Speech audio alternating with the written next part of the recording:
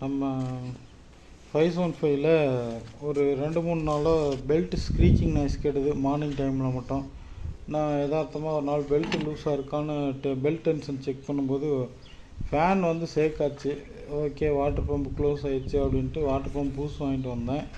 அதுக்கப்புறம் water pump மாற்றலான்னு எடுத்தேன். இதில் ஒரு இன்ஃபர்மேஷன் இருக்குது. தயவு செஞ்சு கேஸ்கெட்டில் யாரும் 696 666 இந்த மாதிரி பேஸ்ட் யூஸ் பண்ணாதீங்க. சர்ஃபேஸ் நல்லாயிருக்கும். அதுக்கு தான் கேஸ்கெட் கொடுத்துருக்காங்க. இதுக்கு வந்து க்ரீஸ் யூஸ் பண்ணி போட்டாலே போதுமானது. எனக்கு தெரிஞ்ச இது கரெக்டு.